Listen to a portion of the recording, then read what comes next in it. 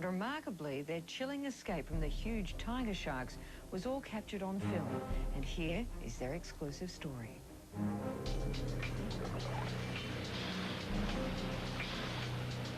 The scariest day of my life.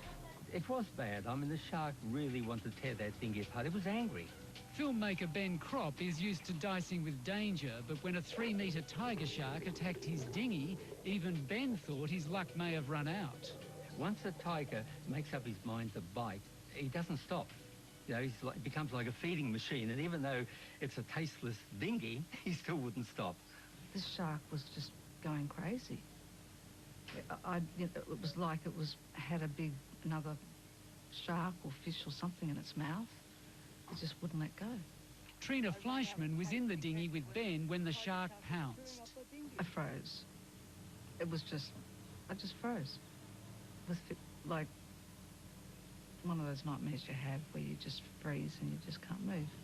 That day, Ben hoped to film tiger sharks on a reef off far north Queensland, when he got more than he bargained for. We saw 15 tiger sharks, all between about 3 to 4 metres. And one of them started following the dinghy, actually plodding along behind the dinghy. We thought, oh, this guy looks friendly, we'll film him. So we started following him in the dinghy, got quite close, and very close, and then suddenly the tiger turned and bumped the dinghy. Whether he charged or bumped, I don't know. I know the first thought I had was, this shouldn't be happening. This should not be happening. John Harding was steering the boat, trying to get Ben as close as possible for a good shot. Then I lost sight of the shark. It's gone under the out-of-sight part in front of the boat, in front of Ben. And what the darn stupid thing did then, it decided to change direction and go under the boat. And that's where it charged. Whether it was attacking us or whether it was trying to get away, I don't know. But I stopped the motor and I thought, where is it? And then all of a sudden, that's when I saw this head come out of the water on my left between Trina and I.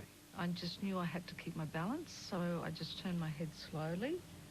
And as soon as I turned around, all I could see was this big, huge face. And that's when I screamed.